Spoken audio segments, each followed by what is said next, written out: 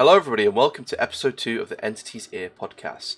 Today, we're going to be going over and breaking down the recent developer Ask Me Anything that was on Reddit, and just going through the news summary as highlighted by Aquatic Citizen on Reddit. So before we get started, I'm just going to pass over to Dr. Trauts, and he's going to explain a exciting new event that he's got upcoming.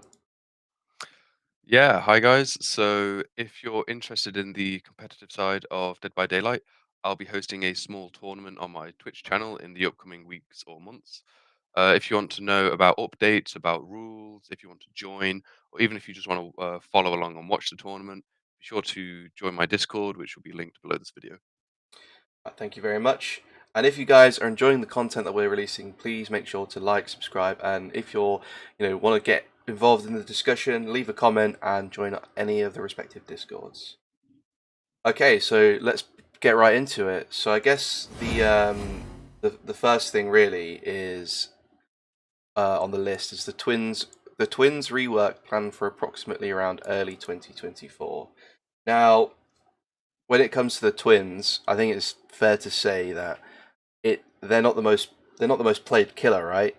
Um, the way that I see it is they're quite buggy and it's not hard, necessarily hard to play. It's hard to get value out of them almost.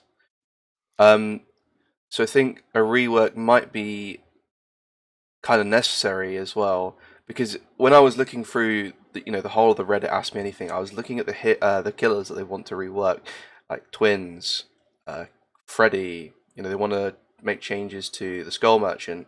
It kind of feels like they're looking to rework killers that pressure gens quite a lot. They can get to gens quite quickly, make it harder for survivors to kind of do it. So in your opinion, Dr. Trouts, why do you think that they want to rework Twins?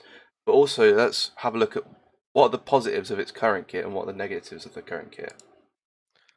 I think the Twins rework has been in sort of the back burner for a while in the devs sort of things to do. I think it was announced quite a while ago. Not this anniversary, but last anniversary. I think it was announced that they would be the next killer that would get changes. And obviously, it's been over a year since then, so it's definitely overdue, long overdue, and we've got to wait another 6 months to get it. So it's something the community's sort of been waiting for a long time. And like you said, a lot of it is because of bugs. It's because of it's not. It's one of the killers that doesn't really feel very good to play. It's quite hard to play. They aren't a bad killer, but it's when it's frustrating to play and when they're played with bugs for so long. I mean, I think the Twins release is one of the worst releases the game's ever seen, and a lot of the bugs that came with their release haven't really been fixed. So a rework of sorts um, might be needed to sort of make sure that these bugs don't resurface in the future, and obviously that they're just in a playable state.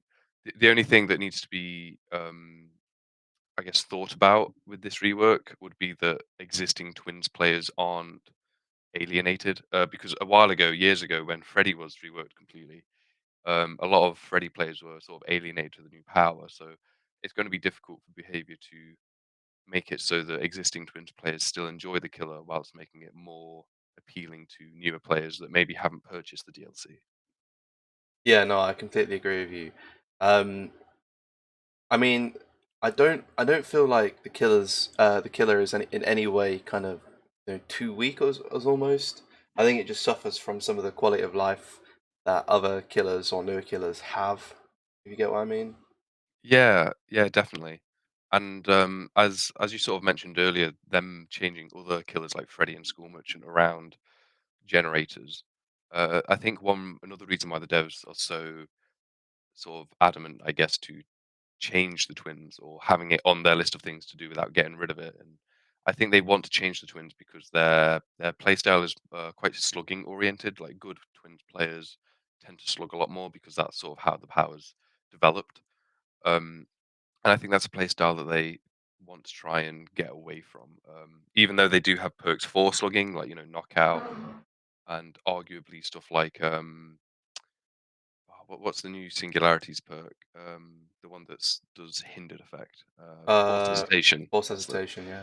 Yeah, these perks can, in some situations, promote slugging, stuff like Deerstalker. But I think for the grand scheme of things, that's not a playstyle that the devs want to promote. And if the only viable way to play this killer is to slug, then outside of bugs and outside of them being fun to play, as a purely gameplay perspective, that's something that also I think needs to be changed. But Yeah. it's going to be really interesting to see how they do that. Whether they introduce new AI elements like they have with Nemesis Zombies or with the Knight's Guards, or whether they make it so you can still manually switch between Victor and Charlotte. I guess sort of remains to be seen. But there's a lot of new directions they can take the twins, um, and I think a lot of it is up for speculation at the moment. It is hard to say, really, isn't it? Because obviously we can't predict anything with confirmation. I think I quite like the idea of the artificial intelligence because I think they've done quite a successful job with killers, as you said before, like the Knight. Um, and the reason why is I think it gives you by taking more, it gives you more emphasis on what you're doing with the main killer itself. Because if you can send like the little gremlin guy and he can go and jump on someone, but you don't have to control that. It allows you to put more pressure on other areas of the map. You don't have to chase survivors around. But as I mentioned before, you know maybe the dev team are looking to balance this. Because they feel like killers that have too much gem pressure are stomping games too easily. Now, I know this is quite controversial because when I was doing my research for the game, it kind of feels like the community is divided on this. It feels like killer mains, they feel like they get some good perks, and everyone like is complaining about it, and just let them have their fun, or it's not too overpowered, and they would argue that maybe good killer groups, or better players or more coordinated players will be able to stop it. Whereas survivor mains are like, oh, it's too broken, it's too hard to win games. You know, um, if we have two people left on our team, we're gonna struggle to do these gens when they're being pressured so hard. So I guess it's just behavior in an awkward spot where they've got to try and make everyone happy. Now, does that tend to work out for any game? I don't think so. I think you're exactly right. It's the devs are in a really weird state because they've got to think about the balance for not only high MMR players and low MMR players, but on top of that, whether it's survive with friends, whether it's solo queue, whether it's a sort of a comp squad or a casual on a Friday night sort of who cares sort of Have gameplay a bit of attitude. fun, yeah. Yeah, there's so many sort of angles to take it.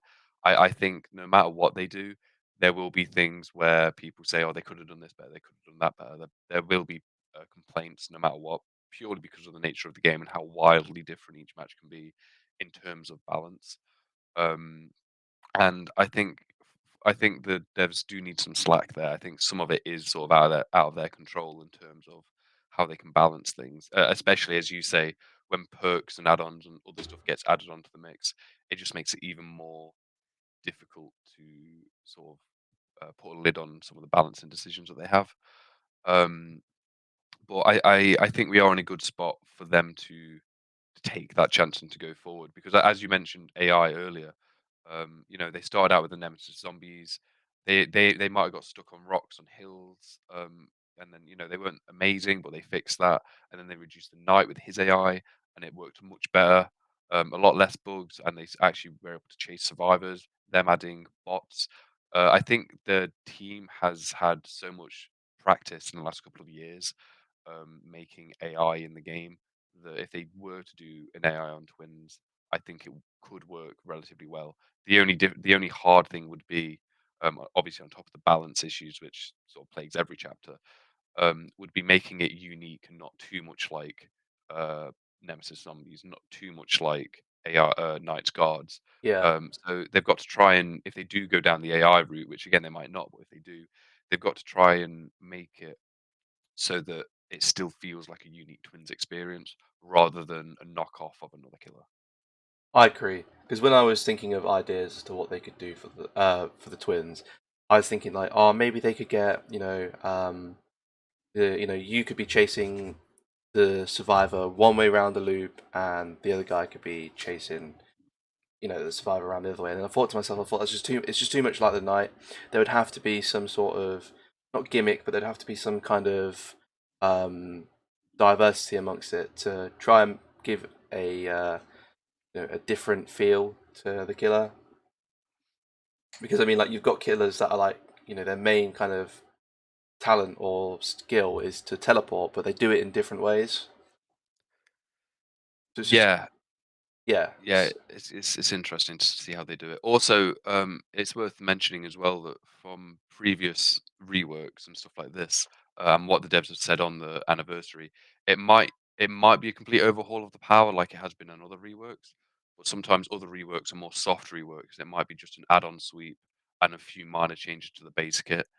Um, it's really just all up in the air at the moment. So it's going to be interesting to see if we get sort of insights in the next couple of months, maybe teasers as to what the devs sort of want to do. I think we'll definitely be keeping an eye on this one, especially on the podcast. We'll probably definitely bring it up. Um, so next point on the Reddit Ask Me Anything is more game modes planned for the future. More updates on this possibly later in the year. Now, I have been over my years, inconsistent years of playing Dead by Daylight. I have been an advocate for more game modes because I feel like there are people that are always going to play the game, right? They're always going to play the base game. I feel like it can get a bit stale if you're playing it for longer periods of time. And if you look at pretty much any other, you know, game that's like multiplayer based, there are different game modes, and it creates for it. It's less competitive in the sense that if you feel like you're having a bad run of games or people are trying too hard, you can just jump into something more casual. Or if you feel like you want something a bit more, you want something a bit more competitive, there are options for that. So I think um, one game mode that you said you'd like to see, Dan, is 2v8, and I think a lot of the community also support that idea. I think a lot of people want to see 2v8. I think it's probably the most popular game mode that they want to be added. So why would you say 2v8? Why would you want to see that? I think it sort of stays with the original formula of 1v4, 2v8 being the next step on from that. Obviously, it'll have to have some sort of limitations or requirements for it to work because if two leather faces are camping a hook, for example, then it's not going to be a very fun match for the person on hook. But I think when they iron out, because I know they're addressing, uh, as a side note, I know they are addressing face camping and three genning and that kind of thing. So I think once that's addressed, these new game modes will become much more of a viable option. And I think it's just fun to be able to play as part of a team as killer, or have the option to play as part of a team when you're playing killer, rather than always being on your own. I think that's something that people are looking forward to, even if it isn't game modes necessarily changing the flow of the game. Even if it's a ranked and a casual mode, I think a lot of people would appreciate that because there, as the game's developed throughout the years, there's been sort of a bigger divide between the competitive community and the casual community, and obviously we've seen quite a few clashes over the years with people bringing the best of the best stuff, and Yeah, people calling out saying, "Oh, you're just sweating the game," but then the other people saying, "Well, that's how I enjoy the game. I enjoy the game when I try my best and compete and try to win, whether you're survivor or killer." So I think it's something that is going to be really good for the game. I mean, if I'm just looking on Steam charts at the moment, the game's averaging 30, 40,000 players a month, and that's only Steam. That's not including Windows Store, Xbox, PlayStation, um, even console, uh, and console, and other stuff. mobile. Sorry. Mobile and Stadium, I think, also supports the game, and maybe a few other things. But it's such a big game now that I don't think queue times really would be affected by it. And I know they're bringing back the barbecue event later this year, and maybe that'll be a perfect example or a perfect opportunity for them to test out a new game mode, even if it's something small, even if it isn't 2v8, it could be a slight twist on the already core of the game. But one step at a time, and maybe we might see different game modes spring up, not just for events, but for their permanent place within the the fundamentals of the game, and I think it's really an exciting time to be witnessing that. Really, Yeah, I agree. Because I just got a few points to make. I think 2v8 would be quite an easy game mode for them to make because the maps are tile based, right? So it's just a yeah, case of them working out how do they increase the size of the map and also making sure that the generators are, they have the right amount of generators, the right amount of size. But going back to your point of competitive v casual players, I guess it goes back to the age old debate of how do they work out what how skillful a player is, right? yeah, Do they do MMR based?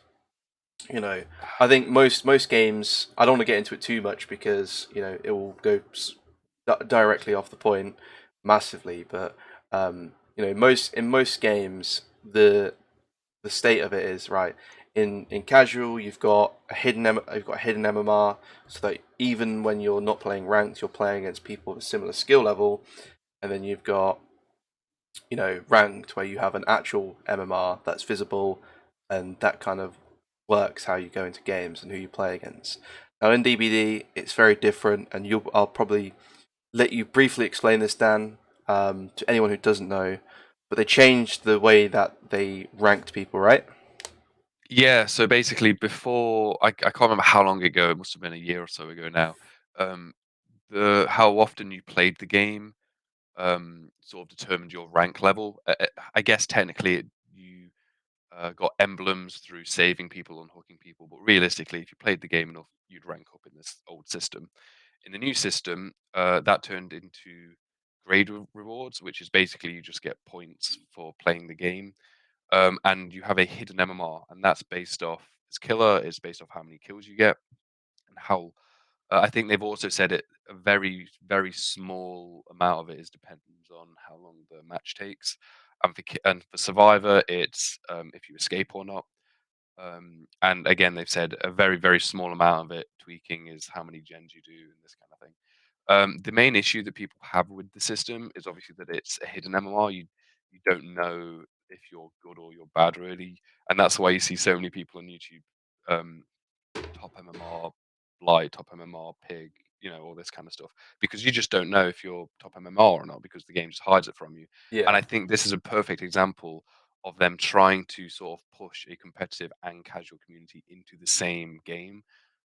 It's sort of not quite one, but it's not quite the other. So you have a weird mixture where it doesn't really make up because they hide the MMR so that casual players aren't Scared to yeah. it's getting scared by them. It's getting bullied by people that maybe a higher MMR saying, you're only 500 MMR, I'm 600. Your opinion doesn't matter. So it's trying to protect those people from that, but at the same time, it's trying to help the competitive side by saying, hey, look, you're better than this person. You should go against people that are more skillful. And it's sort of that imbalance that people are that's making people frustrated with the core mechanics Yeah. of the game. So I think not only will it freshen up the game by having casual and competitive mode or different game modes, but it'll also make it a lot more smoother with the community as a whole. I think. I guess as well, it's DBD kind of brands itself as a non-linear horror game. So Mm, like you've basically previously said, it's just catering to the wider community as opposed to one group of people. And we'll move off that point because we could probably talk about this for an hour otherwise. yeah, I feel like game modes that I'd personally like to see. These are just ones that I've been thinking of. Hide and seek. I know that's a popular one amongst a lot of people. That's just quite casual. I'd like to see one where you can maybe even defeat the killer. The survivors do challenges instead of working on gens, set a trap or something like that. Or I did see one online where someone suggested maybe there's one generator, but you have to like go and do other smaller challenges to collect like parts or build parts, then put into that generator. Now, obviously, these are all speculation. This is not me saying these are going to come because I could possibly not know at all. Um, so yeah, it's just fun game modes. We've seen them do some sort of gimmicky things when like there are certain events are out. So it would be nice to see more of that, I guess. I Like with the think winter it's events, yeah. yeah, I think as well the amount of variety in different game modes shows how much people want it. Because I've seen like from all sorts, like you said, from capturing from getting certain parts for generators to even stuff like capture the flag. The amount of different game modes sort of emphasizes that fact that so many people want to have something else other than what the base game already offers. So yeah, Yeah. it's really really good. Okay, so moving on. Freddy is now on the radar for an update. Now, I personally think that Freddy is quite, I wouldn't say strong is the word. I'd say he's quite alright, you know. He's not the weakest killer out there. He's quite a nice little interesting kit. Why do you think, or how do you think they're going to update him? Because it's been worded in the sense that they're not going to rework him. They're going to update him. So does that mean they're going to change his add-ons? Going to change maybe what a perk of his? Are they going to And it could, change? I think it could be a number of things. I think because obviously Freddy's been a bit of a pain in the side for the developers for since its release, really, because we've seen a flat out rework in his past, and like you say, that's probably not what they're going to do this time. Um, and obviously, the devs have stated that they don't really want to fully rework killers anymore, or not as often. So I think the main crux of his power will stay the same with you know, dream palettes, snares, teleport to gens, that kind of thing. I think the main reason why they want to change it is a lot of it's a license, so there's sort of a big, there's much more of an emphasis on him as a character than someone like Trapper because he's Yeah, a license, he's already got a community behind him. People might join the game purely because he's in it, so you want him to sort of be a decent killer. You want him to do stuff, and I think some people might not enjoy his gameplay. I've heard a lot of people say that it's somewhat a bit boring, maybe, and obviously that's completely subjective. There are a lot of Freddy mains out there that love him, but maybe it's to do with the gen update because they're working on things where they don't want three gens to happen, and if he can teleport to generators, maybe that's something that they want to look into briefly. We've seen in the last couple of updates them update his add-ons. So as you say, it could just be an add-on overhaul, maybe to get rid of some of the more outdated parts of his kit. Or finally, some people say the dream world needs to have more of an impact than it currently does, because you don't really have a power when it comes to snares or pallets when they aren't in the dream world. So maybe it's to incorporate that more into his regular gameplay flow. Um, Again, it's all speculative, but I don't think it's going to be an outright overhaul of the killer. I think it's going to be, like you suggest, more small tweaks and maybe quality of yeah, life adjustments or yeah. I add-on can changes. just see them like slightly buffing him or slightly nerfing him. I don't think there's too much to say on this instance because I feel like, because they're not going to rework him, it's quite open as to what we can say. We can't say that much because, well, we don't know what they could do. Yeah, So I think now we'll briefly talk about the next point. We won't go into it too much. Non-humanoid monstrous killers are now a possibility for the future. Now that the team has grown. Now we saw this with the Singularity. He is not a human. He's kind of pushing the boat out in terms of Dead by Daylight design. For a non-licensed killer, it shows that team can be more creative. And I think we spoke about this last week when we talked about the Singularity's design. It just goes to show that we can get we can expect to see more creative and diverse things in the future. yeah. I think since the Stranger Things chapter was released before the Singularity, it's been made apparent that people enjoy the non-humanoid killers and the more monstrous killers as sort of a step out from the norm. And the Singularity, as you've said, has sort of pushed that out even further into capabilities of what the devs can do now. So I know people want Alien to be in the game. I don't know if it Oh will yeah, be, that'd be good.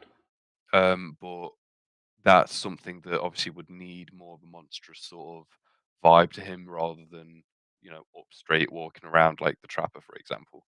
So it's something that it'll make the game more interesting to face certain killers. We could see stuff that like spiders, for example. Like I think the devs have said maybe in a future update, if they get better at this kind of thing, we might see that. Obviously, that's highly speculative and it's very much of a maybe. But I think this sort of branching out into more monstrous sort of creatures, makes anything really a possibility. Anything like licenses like Alien, or even original stuff like Singularity has been able to Yeah, be created because of the team's increased experience. So I think it's really good to see, and hopefully they do more going forward. I think as well it allows it to attract a wider fan base because there are Yeah, those who they love the kind of sci-fi alien kind of genre. Like you think of the Alien movie is probably the best example. Bringing people to the game is something that they want to do, they need to do, and it's also beneficial for the game as well. But also, I think if they're showing that they're getting really good at designing these non-humanoid monstrous killers, it probably is kind of like advertisement for licensing. You know, it suggests that well, we can do this now. We could do it for a different license, and it's just maybe showing that when they approach for these licensing agreements, that they have the ability to be able to turn what the show or movie is into the game and do it well. yeah, I completely agree. I don't really have anything else to say on it. I just think that sort of parroting what you said, almost, it's just allowing them to, because DVD's always advertised itself as a sort of a hall of horror, getting all the tropes from horror into one game. And if they're able to get another subsection of the horror community into the game by adding different types of killers, more players, I think that's completely welcome. So yeah, I think it's a great thing that they're looking into. Yeah. Okay, so the next point is offerings are being looked at in general, including looking at new effects for offerings, but no extra details as of right now. So I don't think we can talk about this too much because they haven't given up too much information.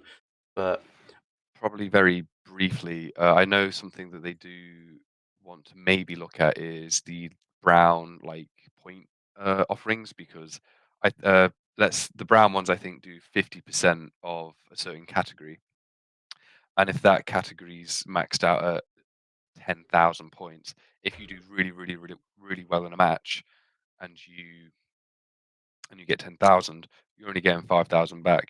That's only enough for two and a half brown offerings. It's really not uh, that you're not it's not really good going to want to run conversion, it. is it? Yeah, exactly. And if because if you get something else like an escape cake or a survivor pudding for 100% in like all categories, why? And that's only one rarity tier above this. So why the hell would you ever use this? It's just it's sort of an outdated mechanic of the blood web or of the offering system, and I think it's long overdue for an update. Yeah, I agree.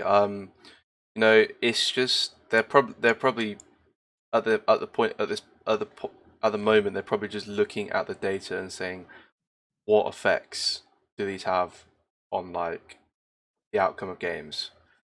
Are the offerings because I mean it's not just the blood point offerings but like the other offerings as well.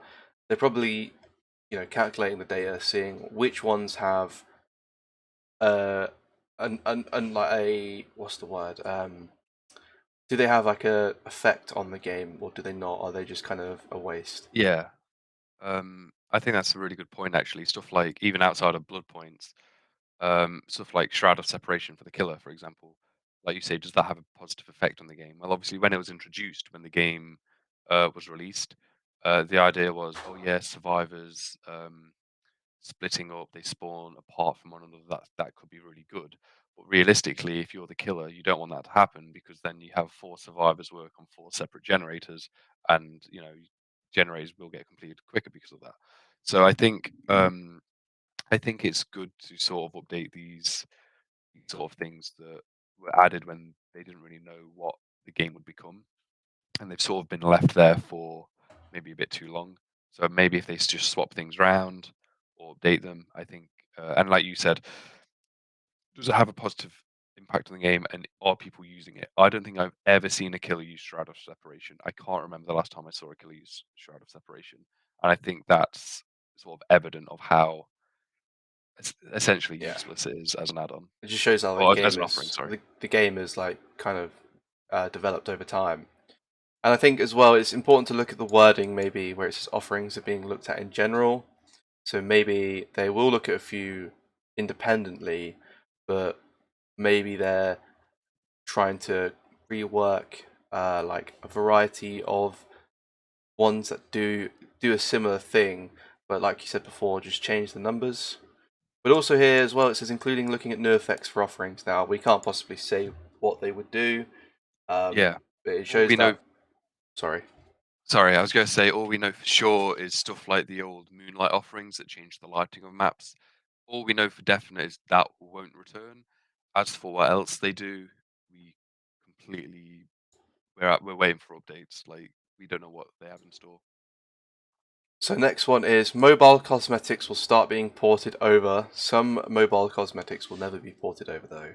Now I don't think either of us have ever played on the phone. I know that No, I've not. I know. I So haven't. I think it's maybe just briefly talking about it. It's I think people don't realize how big the mobile market is for games. Now, in and this is not me being rude or anything like that, but mobile market is really big in like countries like India, Philippines, um, Thailand, other countries like Russia. The mobile market is exploding in those countries because not everyone has access to a PC or a console, or they want it.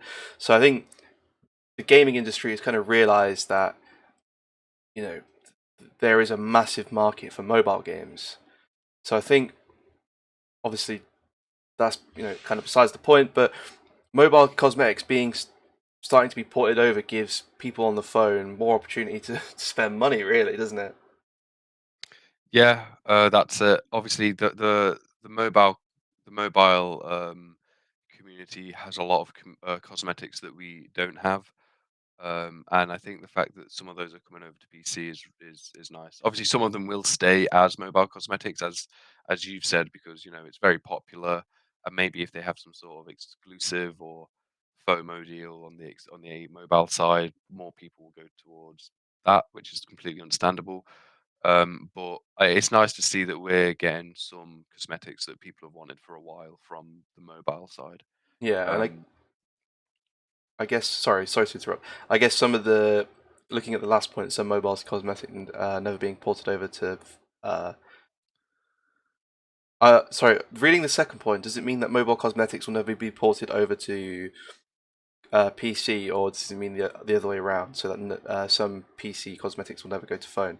Because with the latter, I could see that they could have a problem with like the graphics and stuff like that, and just I the whole I think coding of it. it's I think it's PC. I think it's mobile stuff coming over to PC because I know with NetEase, they have a lot of sort of exclusive deals with them for cosmetics and other stuff, which I think is one of the mobile one of the mobile cosmetic creator people.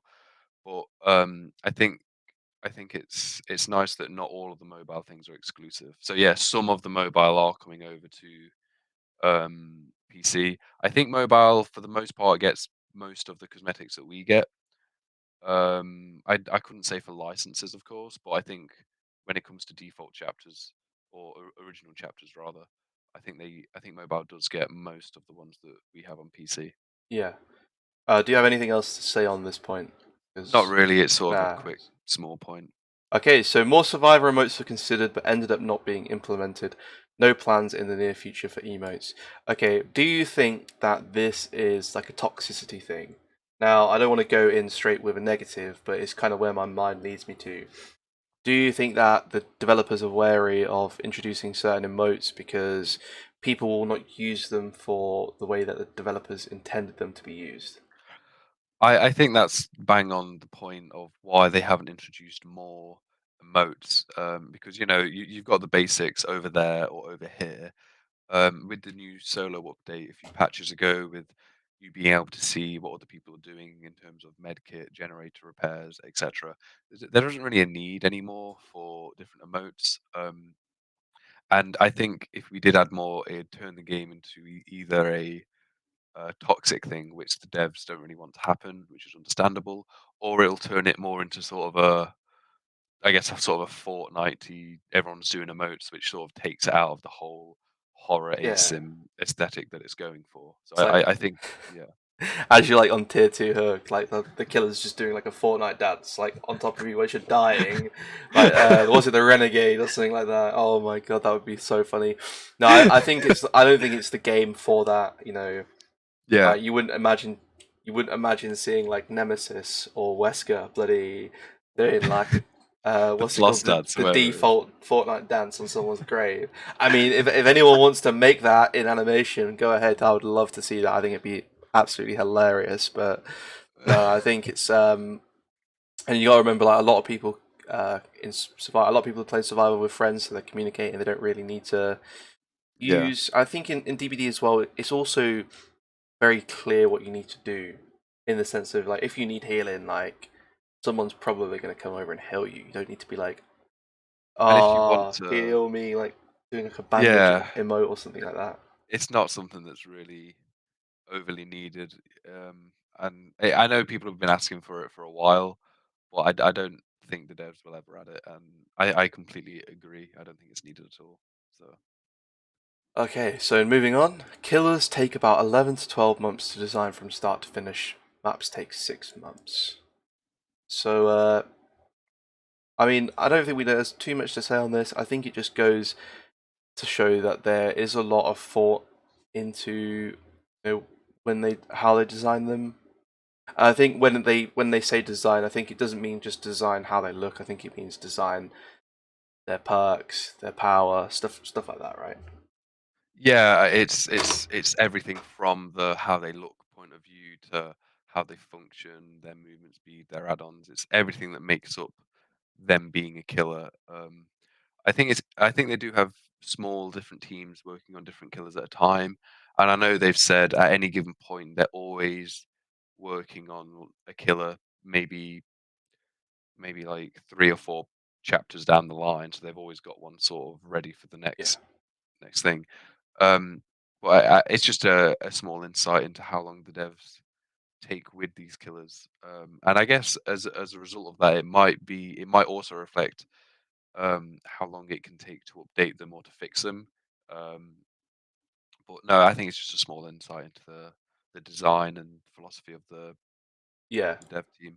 It's also kind of like people probably not complaining, but like, oh, why are we not getting a new killer? Stuff like that. No, it's just like right. It takes us 11 to 12 months to design a killer, so just chill yourselves out, guys. You know, it's on the way. Let's just say that. Yeah, yeah, Um, and as you can imagine, maps take 6 months. I think that's probably because they don't have to. It's just like a design thing. They just need to work out where they're placing stuff. yeah. Um, And while they're updating older maps as well, I think it's also delaying the production of new maps. So yeah, I think there's a lot more in map designers than people give credit for, in terms of loops and how big a map is. So it's understandable that they take that long. Okay, so moving on. The topic of more setting options in custom matches is on the radar, but it's still too early for an ETA. So I think when I was looking at this point, I was thinking maybe they are looking at making it better for kind of competitive custom matches, because although there isn't like a DBD competitive league that's kind of ran by behavior or ran by Dead by Daylight, there are still a lot of people who are doing like tournament games, competitive games, competitive matches for Twitch and stuff like that. So, do you think that these custom matches are going to be just broadly engineered to make it more accessible for everyone, or do you think they have like a certain thing in mind when making more options for the custom matches? I think it'll be a bit of both. I think it's going to be fixing some of the bugs that have been there for a long time with the spectator issues.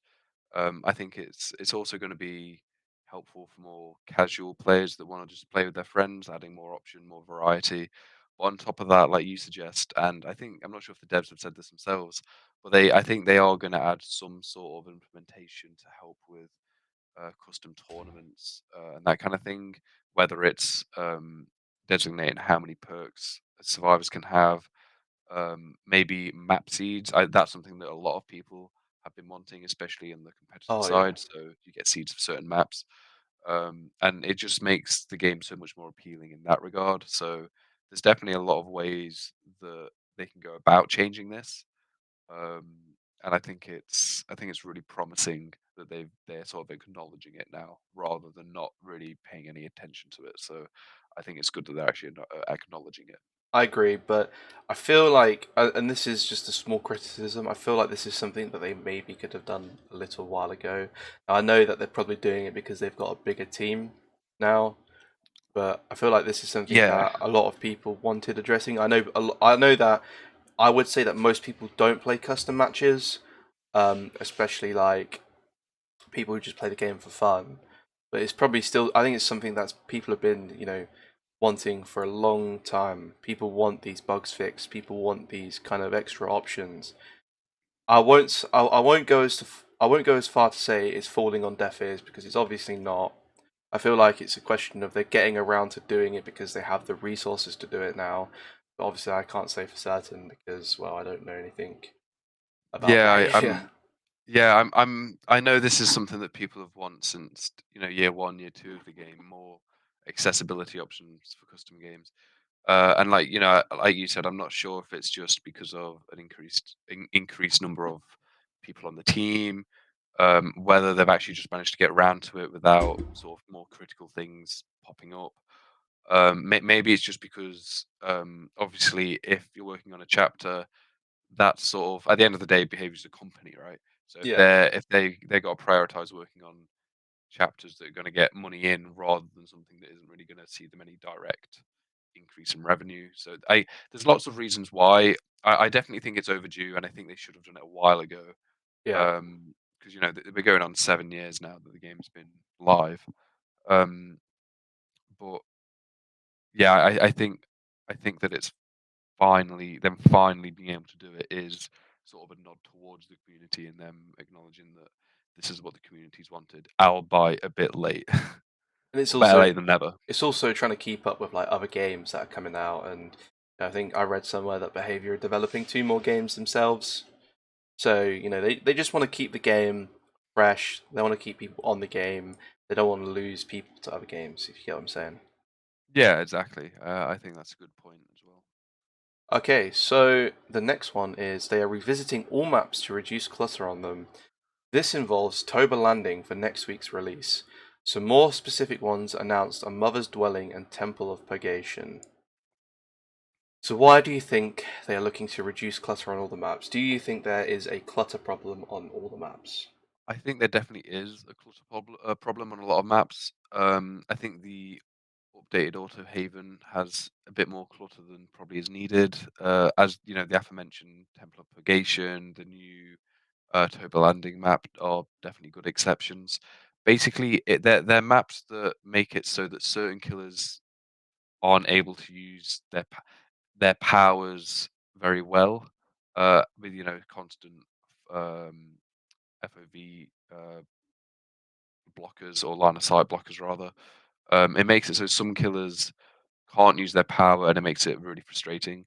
And I know a while ago, some people were arguing the other way, saying there's too much empty space in the game in some of these maps. It's one of those things where they need to sort of find that sweet spot in the middle. Yeah. And I think this is just them trying to work towards that balance. I think clutter affects different killers differently, doesn't it, right? I Yeah, think having more clutter is probably always going to benefit survivors. So it's definitely. just figuring out which which killers are going to benefit from having less clutter. But I also think it's kind of maybe an aesthetic thing as well. You know, the maps looking a bit cluttered can make them look slightly worse than if they are more, you could say, refined almost. Yeah, definitely. I think it's also trying to make the game look more appealing to actually play. It sort of feeds into every aspect of the game, really, and as you said, balancing as well. Good survivors will make good use of clutter, whereas bad survivors might not. So it might survivors' skill level and obviously killers' skill level as well will change the statistics on the dev side for how much and how little clutter they need to add. I think it's a difficult one for them to sort of gauge, really. Um, but again, it's something that we're going to have to see in the next couple of. It would have been Yeah, nice for them to do this during the Realm Beyond update when they were updating the maps, because this seems like this not being horrible to the devs, but it seems like they've done sort of a half a job in the sense of they've rushed to update all of these maps rather than taking their time, and now they're going to have to redo a lot of them again because they've updated them yeah. not right, I guess.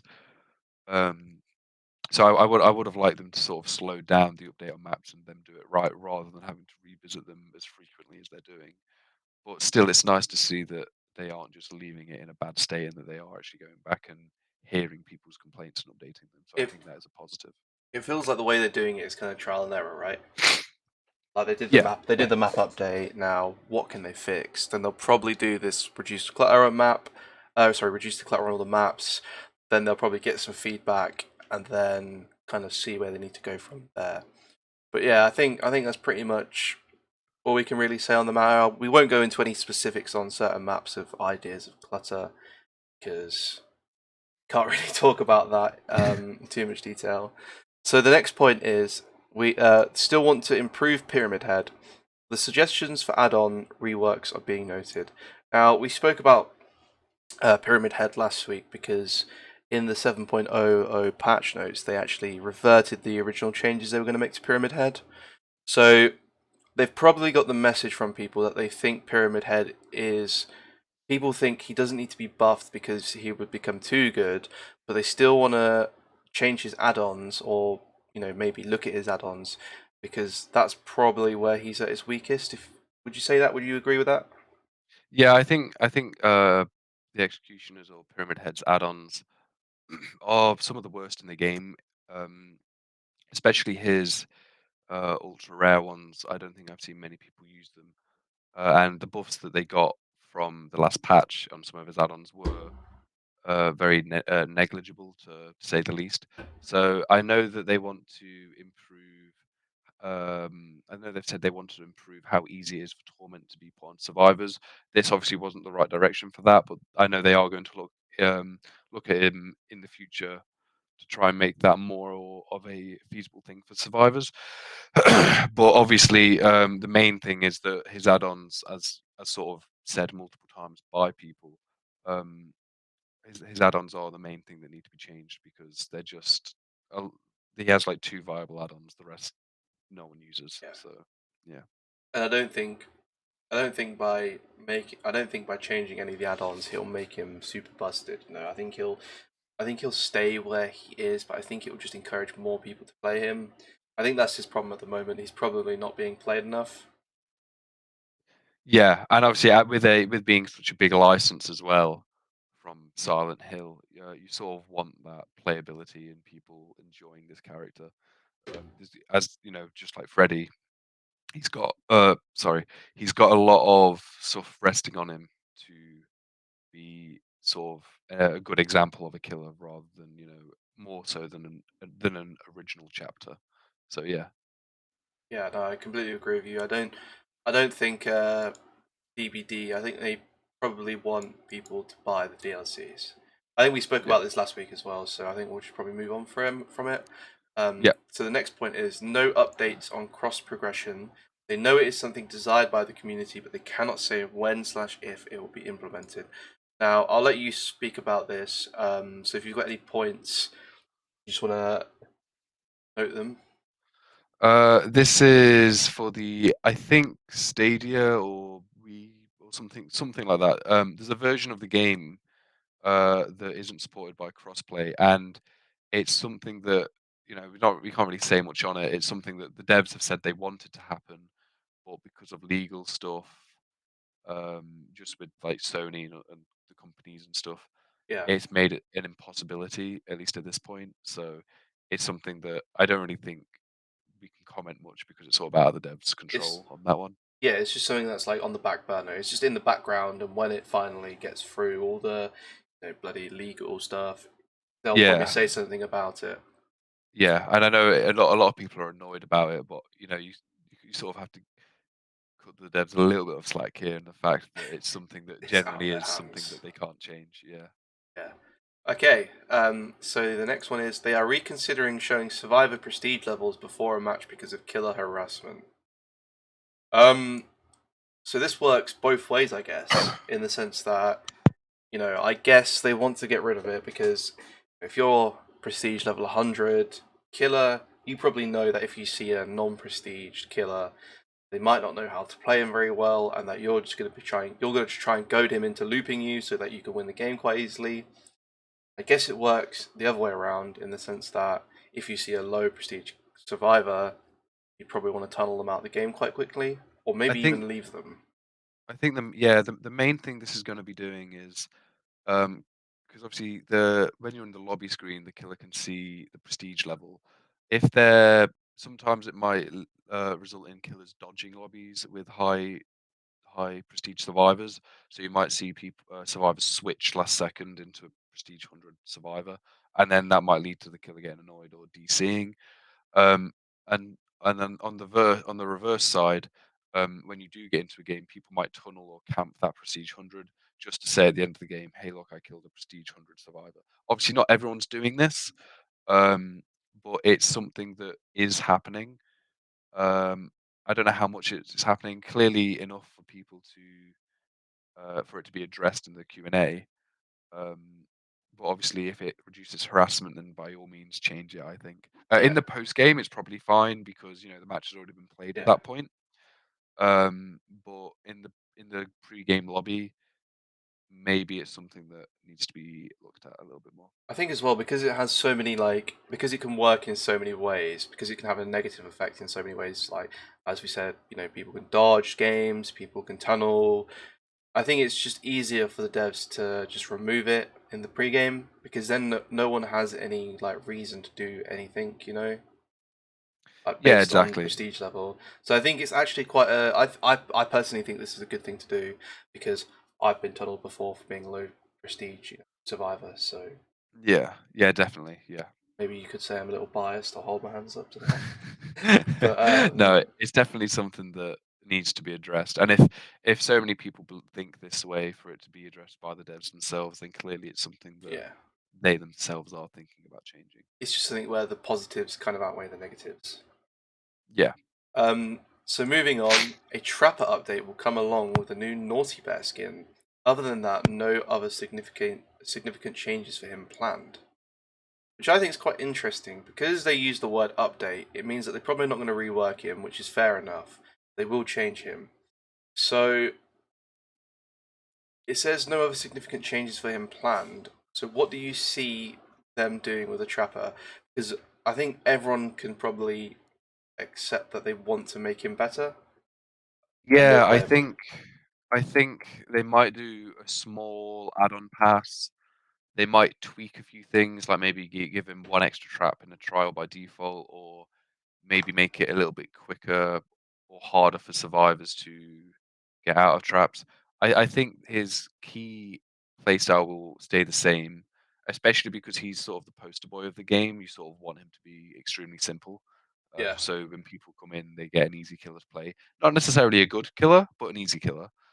Um, so it's sort of a give and take because he's probably one of, if not the worst killer in the game. Um, with their regarding ability to kill, but I don't know what they could do with his kit that doesn't change him completely. It's a very weird one. Maybe this is something they could test on a PTB like they did with the Unbreakable and Mori changes, and then obviously revert it if it doesn't work out. But it's something that I don't think they're going to do anything big with him because I think they like where he is. Whether he should be in the position that he is a different matter, but I think the devs like him where he is. So I think he needs more than a small update, though. Personally, yeah. another thing that isn't mentioned here that I know is going to happen though is the Naughty Bear skin is going to have a unique Mori. So Ooh, I think also as a quick side note, I think it'll be interesting to see if more skins get unique Moris or if Moris as a whole get added to the store in general. But obviously, that's just a side note. The main thing here being Trapper's update. I don't think he'll get a lot, maybe small number tweaks on his power, maybe some add on changes. Does he need a lot more? Yes. Will he get them? Probably not. Just a note from a personal point of view. I think that I'd like to see him obviously have more traps. I think that's the number one thing.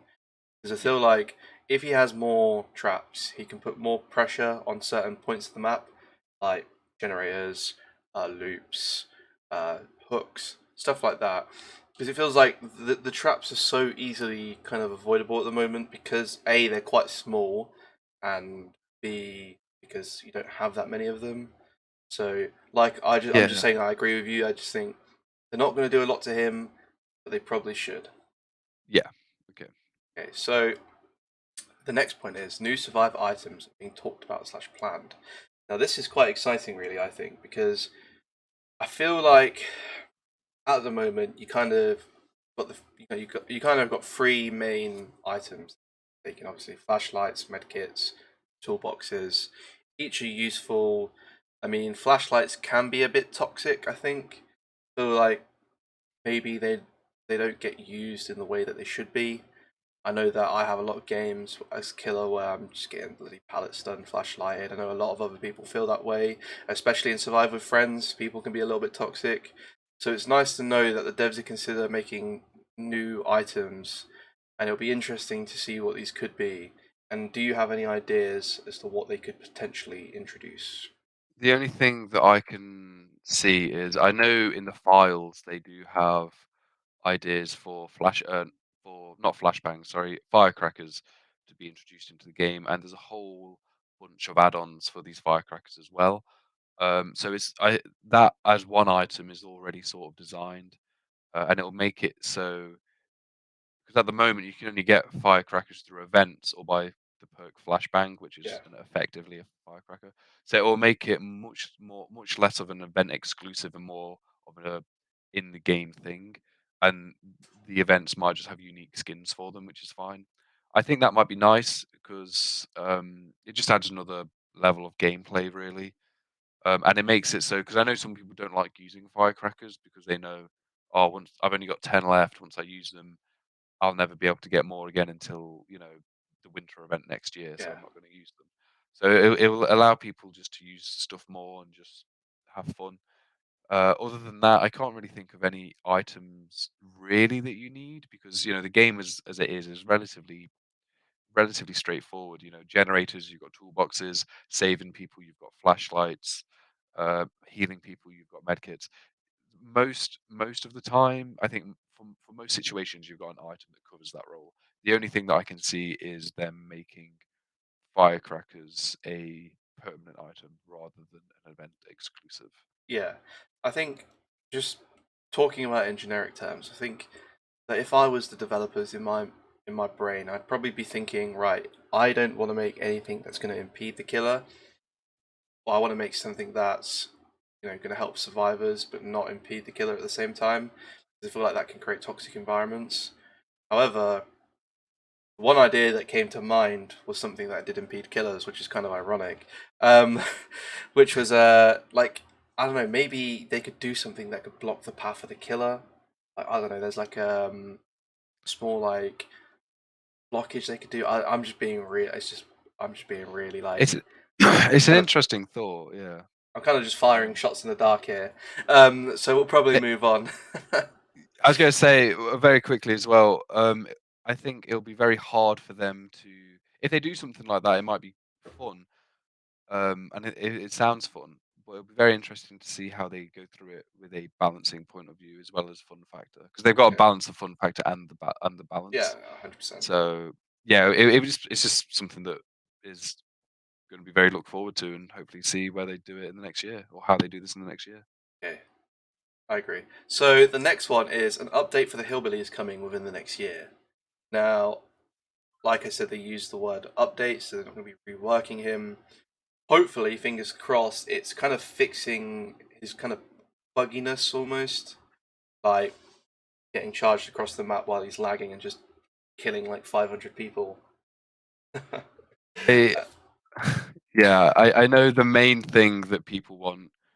I know the main thing that people want to be changed with the hillbilly is the overheat mechanic. So many people want it to be removed.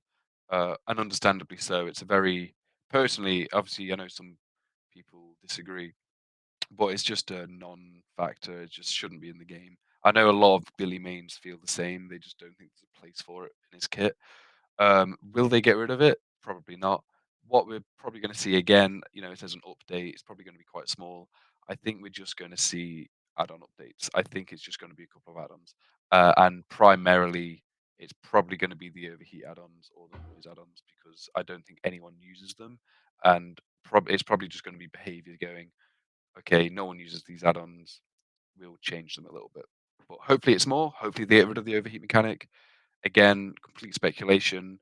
All we know is it's not going to be something massively, massive. Do you So think that if they get rid of the overheat mechanic, he'll see more playtime? People will play him more. definitely, because I know when they introduced the overheat mechanic, a lot of Billy Mains quit playing him. His play count went from fairly high to now being, pretty low. Um, I think there's a few other reasons why that happened, but the overheat mechanic was definitely one of them. Obviously, they've updated it, so it's a lot better over the last year or so. But the fact that it's still in the game, it's just it means you can't do things that you used to be able to do with him, like feathering his chainsaw or curving might be a bit harder to do at certain times. So I think it's just for the best if they did get rid of it.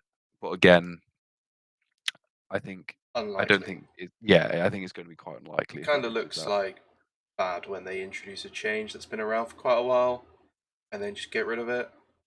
It kind of Yeah, feels like they're just reverting all the work they did.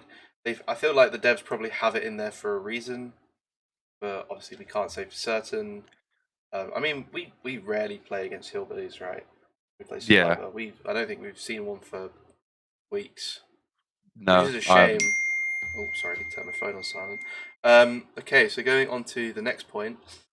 Updating Terror Radius music for licensed killers is a possibility, but you have to remember licensed killers have their limitations. This is quite a nice little insight into what the devs can do with licensed killers. Now, like, some killers have like specific voice lines. So, what do you think, do you think this would be a good thing? I mean, it probably is a good thing, right? But do you think they'll be able to do it successfully? I don't really have too much to say on this. I think it would be very nice if they did. I think it'd be amazing if every killer got their own unique theme and music and all this kind of stuff. But with it being licensed, obviously some licenses are more willing than others, and obviously it'll probably cost them a bit of money maybe to update it. So maybe we can probably we might be able to see this update for people like I don't even know who they'd be able to update this for, but yeah, certain killers like Freddy or Leatherface might be a bit more difficult. Obviously, because Leatherface has got the new game coming out, and the Freddy license holders are notoriously a bit difficult to work with at times. So I think it's just wait and see for the future. It's nice that they're looking back at sorry, it's nice that they're looking back at older license killers and trying to update them where they can, and hopefully in a patch or two in the future, we might be surprised and we might get an additional lobby music for an old classic. So looking forward to it if it ever happens. Yeah, Glad so that they're looking into it.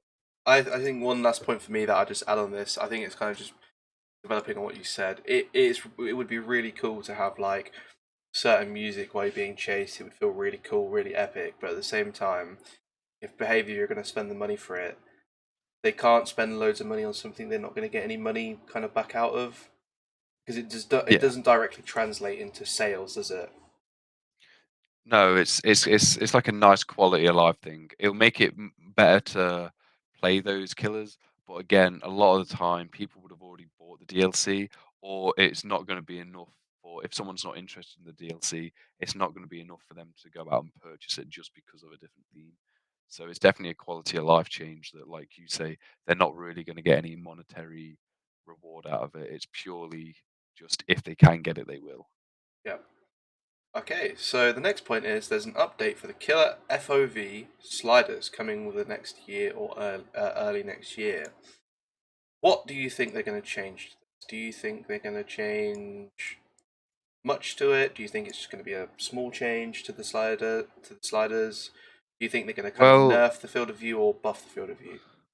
well, the thing is, killers don't have a field of view slider at the moment. So if they introduced this, it'd mean that perks like monitor and abuse from the Doctor and perks like is it a lot? No, Shadowborn. That's it. Shadowborn. They'd have to be updated, obviously. Shadowborn being from the Wraith. And I think it's nice. A lot of people want this because it's a it just makes it feel better for the killer. B, a lot of people get motion sickness, so I think it's sort of needed for accessibility reasons. A lot of people say, "Oh yeah, that might be OP," but if that's the case, then Shadowborn's an OP perk, and it's not an OP perk. It's a quality of life perk. The only thing that they need to really do is figure out what they're going to do with Shadowborn when this comes, because they're going to have to give it a completely new effect. They'll probably just reduce the FOV change in monitor and abuse, but yeah, when this comes, we'll see a perk change for Shadowborn. I think it's a very welcome change.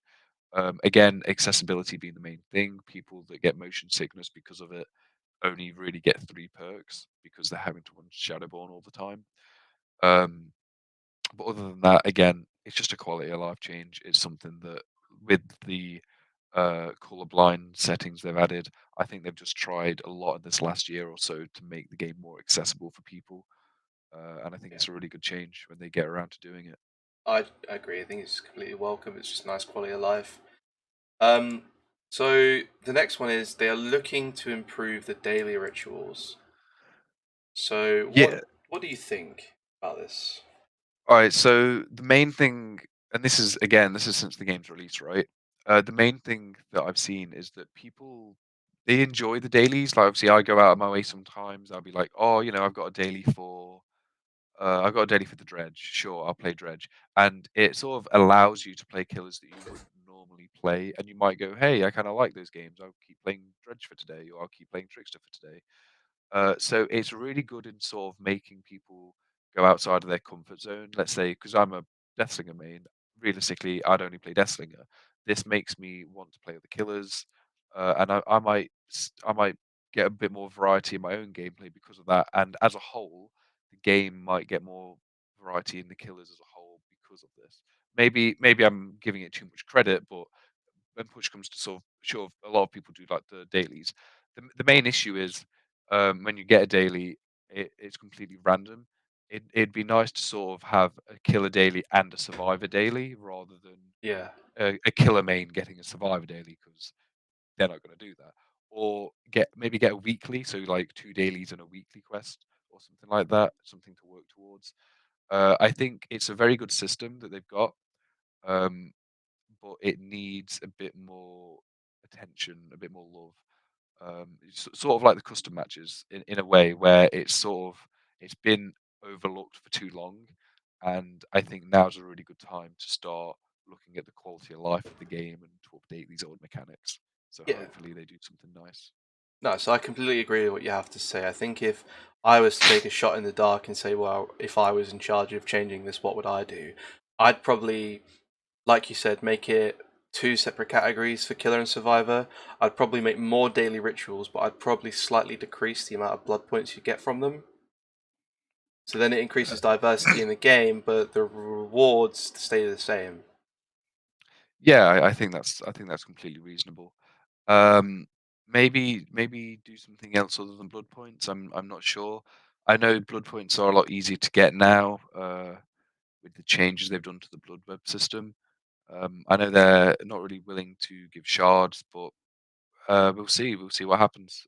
Change is welcome, and if they are changing this, maybe they'll look at feedback and update it and change it again until it's where the community wants it to be. So Yep. it's good that they're looking into this sort of thing. It is completely. I also kind of probably would incentivize playing the game a little bit more. Like people who necessarily don't have the time to come on and play every day, they might come on for a little bit just to get their daily rituals done, just to get those blood points. You know, Absolutely. it kind of, for some reason, it reminds me of like gacha games like Genshin, where you go on and you just do your daily challenges, then you just hop off, stuff like that. Yeah, I know some people do this already, but with an updated system, I think it'll be a lot more streamlined for them, and maybe more people will do it. So I think it's very good. Okay, so the next point is they are not making Unbreakable base kit. There is there is still discussion on the finisher Mori though. Now you talked about this. We mentioned this briefly earlier about it being in the PTB. So why do you think they've decided not to make Unbreakable base kit? So yeah, a couple of PTBs ago, I can't remember how many exactly, but they tried to combat the slugging that certain killers were doing, primarily people like twins, and made it so that if you were a survivor, you could maybe get permanent unbreakable. This obviously did not work. It made the game a lot more frustrating as killer. You sort of felt a lot more boxed in terms of your options.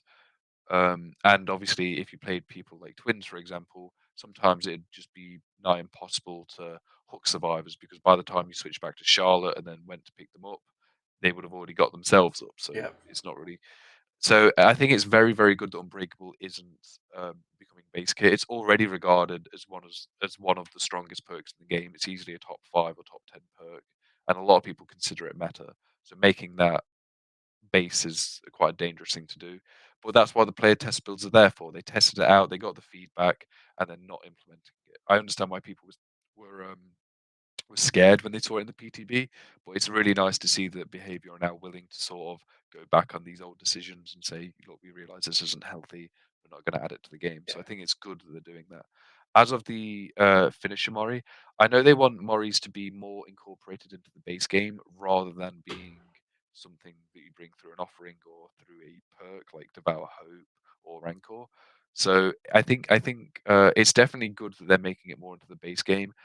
The finisher Mori, I don't think was necessarily the way to do that, just because you wouldn't really see it that often.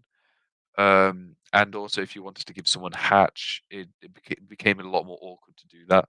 So I think it's good that they haven't completely scrapped the Mori being introduced into the base game. But it's good that they are looking into it and they aren't releasing it as it was. yeah. I agree with both of what you said. I think with the Unbreakable base kit change, I think that it first of all it shows that behavior are going through they're going through the review process. They're not just throwing it into the game. They're looking at the response for the players.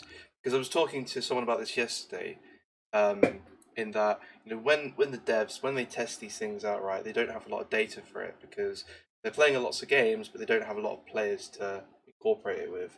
Whereas when you throw it in the PTB, you've suddenly got thousands of games, thousands of people playing it. You know, they're review as people who probably play the game and other people that give behavior the money function as a business, their opinions kind of matter the most. I think as Yeah, well, just making Unbreakable base kit was just a bit. It was a bit too much. So it would have yeah, probably made every game Survivor favored. yeah. I completely agree. So it's nice to see that they are willing to backstep or take a step back and think about things when it's highlighted to them. So yeah, couldn't agree more. Okay, so moving on.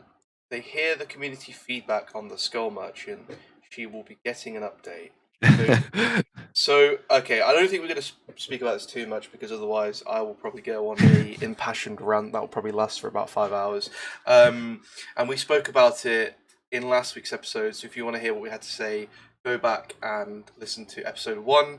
I think we'll briefly go over why she will be getting an update, and it's because she is super strong on free genning. Now, I will go over this quickly. The nature of free genning is not too bad, right? As I mentioned earlier, it's like, right, killers will always say one thing, survivors will always say another thing. Fair enough, right? But she makes it super hard when you're on, when you got one gen left to do. Now, obviously, the nature of DBD as a game is it gets easier for survivors if they have 4 survivors, and it gets harder when you only have like 1 or 2 survivors left. Now, hopefully, it seems as if instead of changing free genning and how it works, they're going to change killers that have high gem pressure especially those who have high gen pressure on when there's less gens. Because I'd say that Skull Merchant, she's one of those killers where she kind of she has less pressure as the game starts, and then as the game gets closer to the end, that's where she's good. Now, like I said, we won't go into this too much, but because I can't really, we can't really say what they'll update about her. But I think we were speaking about this. It's gone straight out of my head. Bloody hell. Um, what do I'll hand over to you, Dan, to say what you were going to say Okay. because I've completely forgotten what I was going to say. Yeah, no worries. Yeah, I think the main thing that they're going to be looking at is they can't nerf her three-genning uh, without nerfing her as a whole because she's in a really weird situation as a killer where her three-genning is kind of her main and sort of only viable strategy. Because in the chase, it's not you just run out of the drone's range, this, that, and the other. So the drones aren't really that useful in chase. They're really kind of useful to camp gens. And if you remove that, she goes from an A tier killer to like a D tier killer like straight away because people people will just die through giving up against this killer because you can't get gens done, so the match lasts forever basically. So she's strong, but she's only strong because she's got such a tight lockdown in a three gen scenario, and I don't think the devs know how to change that without changing three gens as a whole. I think they are addressing three gens as a whole, and I think changing killers like School Merchant and a few other killers like maybe Demo, killers that do have a strong three gen grasp. I think changing them so they're more in tune with other killers is definitely a good move, but I don't know how they're going to do that without shaking up the sort of fundamentals of the game. Um, it's going to be something that we're just going to have to wait and see what they do and what they add to the PTB. But remember, just because it's a PTB doesn't mean it's going to be made into the live game, as we've seen previously with the Unbreakable. 100%. So I think it's definitely a step in the right direction because everyone I've talked to, including you and me as well, absolutely hates three genning school merchants. But I think the trick that behavior are going to have to try and figure out are how do we make her a fun and most importantly sort of a viable killer when she Yeah. isn't in a three gen scenario, and that's going to be the hard thing for them to decide what to do. And I've remembered what I was going to say. Beautiful, go So on. the other day when you were trying out the singularity and Yeah. you weren't finding him too enjoyable, and I said to you, I remember quite. I said, "Why don't you build for endgame perks?" And then you gave me a long reason as to why you shouldn't build for endgame, and I was like, "Okay, fair enough." But then the problem with Skull Merchant is a lot of people do build for the endgame because that's when she's at her most powerful. I feel Yeah. like you know the whole idea of DBD is it's all about snowballing little wins, right? It's like Yeah. right, if you get a hook really early on, that snowballs into being able to apply more pressure to gens, more pressure to survivors. Whereas Skull Merchant is one of the few killers where she can basically, as long as she gets a little bit done throughout the game, she can have a lot of reward, and most of her value comes in the end game. So it kind of contradicts the rest of most of the killers in the game, if I was to say so. Yeah, yeah, she's sort of an outcast in that regard, and from personal experience, I think we've definitely, and probably some of the viewers can relate as well. But when we played Survivor the other day, when against a school merchant, she had one hook by the time that we had four of the generators done, and that wasn't because she was necessarily patrolling these gens. It was just because, as a killer, she maybe went for a few bad chases. She just didn't get the pressure that she needed. But because it was School Merchant, if it was any other killer in the game, we would have won. Yeah. But because it was School Merchant, she managed to hold down those last three generators that were pretty close to each other and turned that one hook scenario into a 4K. And I don't think that that's healthy for the game, No, really. and it's one of those things as well where even some of the best teams who can perfectly do the gens in the right place so that all the other gens are spread out and there's no dead zones on the map, it's still really hard to counter it. It's not impossible, and there are teams that are going to smash this every time, but for the average solo queue player, it is not a whole load of fun. I think that's the point as well, because you've got to, as well as the Survivor Friend squad, you've also got to put solo queue into the equation. And even though they've had updates on the character HUD on the side with who's working on gens, what they're doing, it isn't enough to really compensate for this kind of gameplay. So it creates such a divide that it makes it really hard for one sort of subgroup of the survivor community, and still really hard for the other. But again, if you're a survivor with friends and you're on comms, the gens are quite spread out, you can beat this. But but you shouldn't have to be in in that situation to be have some sort of a chance. You know, um, so I think we need to see her come more in line with other killers and less of an outcast in that sort of end strength of her end game. And I don't think it's not fair on other killers to nerf perks that are essentially good on her. I feel like that is completely unfair to killers. Um, so the last thing I'd say is, do we have any suggestions on what we could do to update her? But I think it's kind of too hard to say because I don't even think Behavior know what they want to do with her at this at this point of view, point of I time. th- Sorry. yeah, I think it's gonna have to be see how they address three gens, and then sort of in line with that, maybe how they change her. I think she is one of the few killers that does need a lot of her base game or base mechanics looked into. Um, but again, as you said, we're gonna have to wait and see because I don't even really have suggestions other than outright sort of just change her. So yeah, I agree. no- Okay, so we're gonna smash these last few points because they're quite generic, and we're getting to the 1.5 hour mark. So the next point is, after the map reworks and updates, they plan on adding in the Blood Willow Tree and Village into DBD. Swamp is getting some updates too. Just correct me if I'm wrong. Swamp is the map that's like never been updated, right? yeah. So Swamp is the only realm that hasn't been updated from the Realm Beyond update. So that includes the Pale Rose and the Grim Pantry. They mean by the Blood Willow Tree and the Village is basically a very long time ago.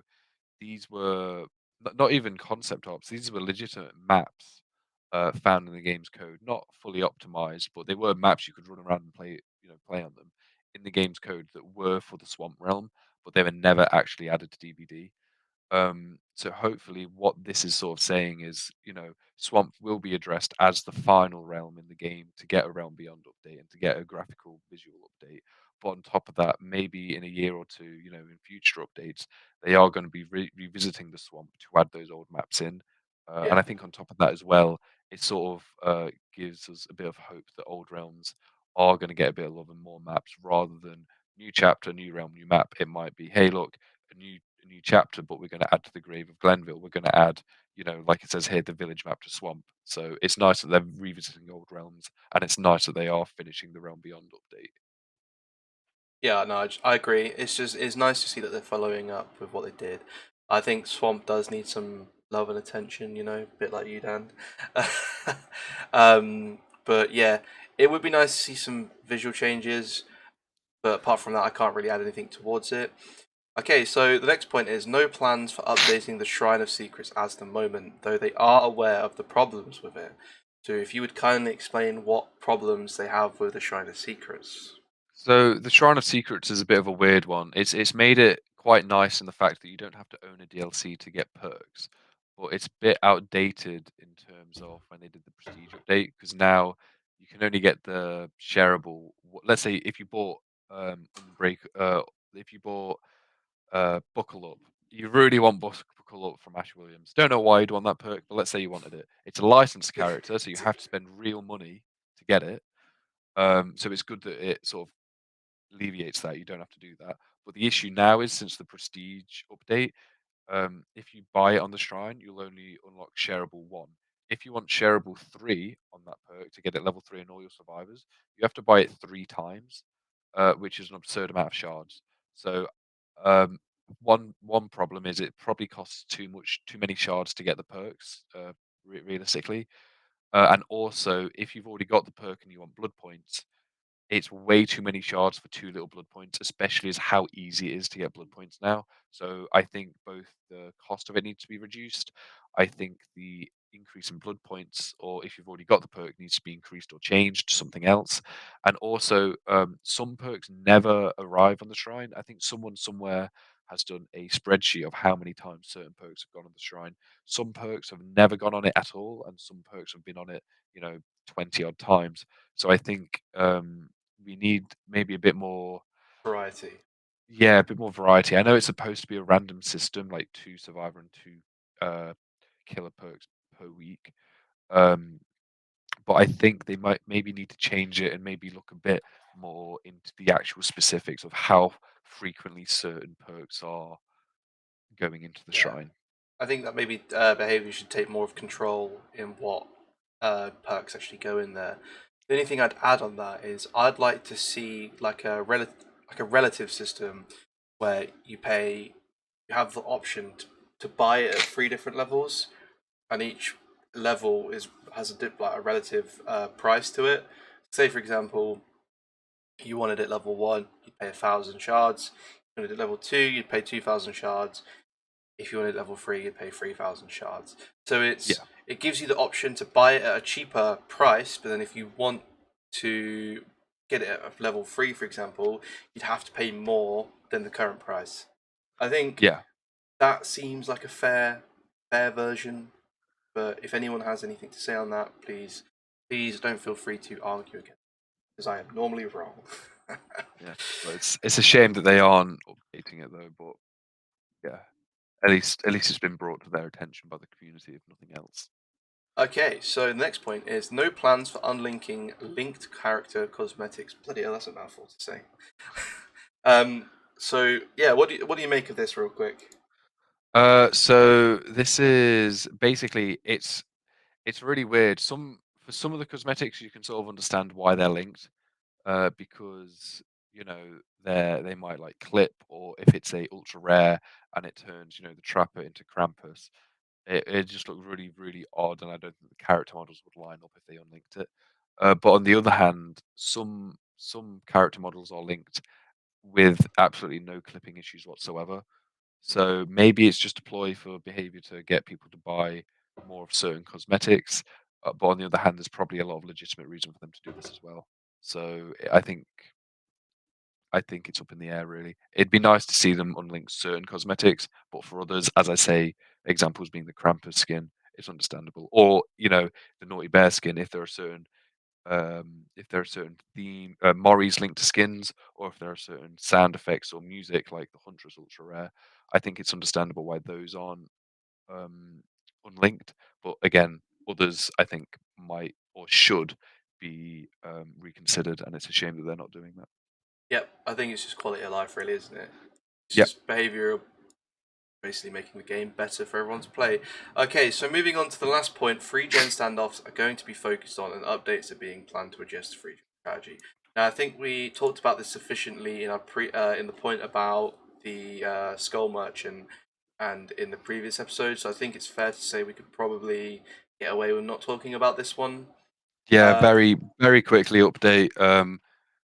It's good that they're addressing this. It's a very bad thing that's in the game, and hopefully they can update killers that sort of benefit too much from this strategy. I think Hashtag that's heads remove the skull heads. merchant. Hashtag bring back Wesker. Hashtag bring back my boy Wesker. Okay, so I think that's everything we've covered. We've covered everything. Sorry. Uh, so once again, thank you to Aquatic Citizen for making this brilliant Reddit summary. It would And have been a mission to get through it otherwise. yeah, it would have been awful to try and track down all the No, questions. So very thank you to him or you've done the her. lifesaver. Yeah, and also again, just reminding people, I am going to be doing a tournament on DBD on my Twitch channel in the coming weeks or months. If you would like to read the rules for it, if you want to enter as a team or even just view it, uh, you can access my Discord, which will be linked below this video, with all the information on there. And we will be casting it. So, if you Yeah, like seeing our faces and hearing our voices, which I doubt most of you do, you have an opportunity to listen to us in real time, not pre-recorded business.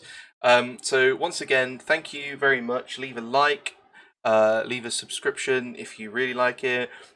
Try and engage in conversation down below. We will respond to basically all the comments as and long as they are safe for work. if you guys have any suggestions for future podcast episodes, we'll obviously take that into consideration. I think we're planning next episode to be a killer tier list, which I know is quite a common thing to do. But I have some really bad takes, so it should be quite funny. I think Dan's going to try and keep me in check. So, See once how it again, goes. thank you very much for watching. Hope everyone has a brilliant day, and we will see you next week for episode 3 of the Entity's Ear podcast. See you next time, guys.